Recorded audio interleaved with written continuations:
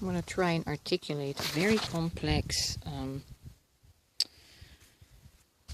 topic of the human ego and our core self.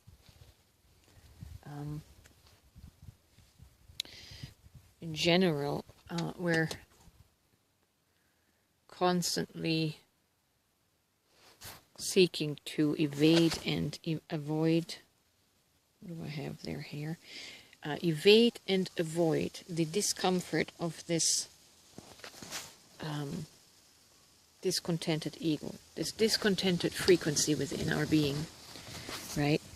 And as I am becoming more aware of myself and intuitively learn this. By the way, I'm not a clinical psychologist. I suppose you could call it an intuitive psychologist. I practice intuitive psychology as I am studying myself in my mental, emotional, and psychological space and becoming aware. So all of this is just intuitive awareness, intuitive assessment of what I see and experience transpire within myself. So, that being said, to piggyback off the current discord, shall I say, with my friend, who I seem to have triggered immensely, because I have withdrawn my energy of validation and affirmation, and this person is now in a tailspin of trying to find their ground and projecting all their own issues onto me in accusation and pointing the finger. Of course, this makes me seek more deeply what is really going on here. And it makes me consider narcissism in general. What is narcissism? Where does it come from? What creates it? I'm sure we're going to continue to try and explore the topic of narcissism and expand our understanding of what it is, and hopefully in this expanded understanding we can eventually find a solution. The narcissist. Actually, the narcissist and the empath are the two sides of the same coin. Usually a man or a male person will be, I shouldn't generalize it like that, but it all depends on trauma and how our mind processes trauma. Obviously, there are female narcissists, but just energetically speaking of the energies, the male energy, masculine energy, is usually more mentally centered, logically centered, and the feminine energy is more feeling-based, soul-based, right? We are emotional, so more emotional. So the empath is usually the more emotional person, and the narcissist is more the logical person, mental person. And what the narcissist does is not what the narcissist does. What the narcissist is, what creates the narcissist, is such a severe disconnect from one's own core self. And what causes a person to dissociate, disconnect from their core self is trauma. If during childhood, in the early formative years, we suffered neglect, emotional neglect, psychological abuse, physical abuse, sexual abuse, mental abuse, all forms of abuse, or any one form of abuse, the formative brain because it's not, the rational part is not developed in a human being until about age 25. So the formative brain internalizes everything.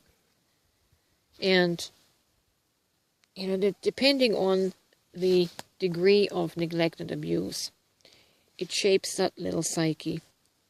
And it creates all kinds of beliefs about self. And usually it is, I must be bad. I must be an evil person to be so abused, so neglected, that nobody wants me. Psychologically, the mind and the soul, the psychological mind, will internalize this. Nobody wants me, to the point where you don't even want yourself. And this is where the dissociation happens, where the core self actually, let's say, dies. It goes into non-existence. And this is the place where the pseudo-self is then created, the ego. The ego is a survival mechanism. And when there is no core self, this pseudo-self has to step in and wear all the masks and put on the front to cover for the emptiness, to cover for the void. The person is not, the core soul aspect of the person is actually not home. But instead of vilifying this person and pointing fingers and calling them all of these labels, how evil or how demonic they are, we must become aware of the time period when that person was a little child, when that little soul was deformed, malformed, and that they're really a victim of their circumstances during childhood. Is there a solution? I believe there is, but we're still searching it out and still developing it. I had a level of narcissism. I was not full-blown dissociated. I could actually recover my soul spark, my soul essence, and collect it and bring it back and heal that. So I have great empathy and compassion with the narcissist, understanding what created the narcissism. And I do believe that acceptance and love, unconditional love, are the two healing vibrations, the two healing frequencies that can turn a narcissist around. Of course, it's going to be difficult, because where in the narcissist is the soul is the fertile ground where you can plant those seeds, right? I heard Professor Sam Vaknin talk about experiments they have done on narcissists and psychopaths with oxytocin supplementation. And the narcissists and psychopaths apparently responded really well to the oxytocin treatment. So what is oxytocin? The common language is the love hormone. So as the brain was injected with levels of oxytocin, love hormone, the brain responded to that.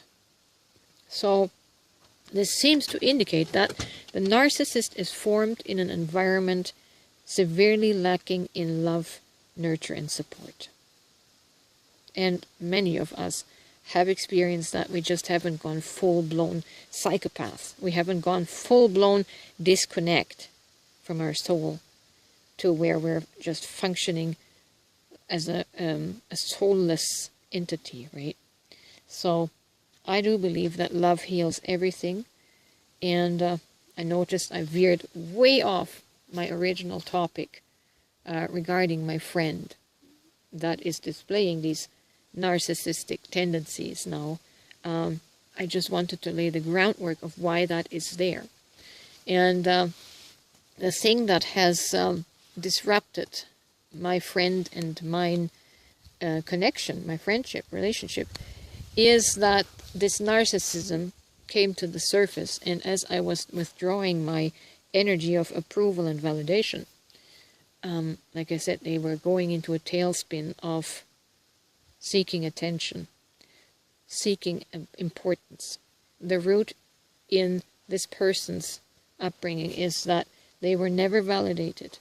And now their ego has stepped in and is in search of self-importance.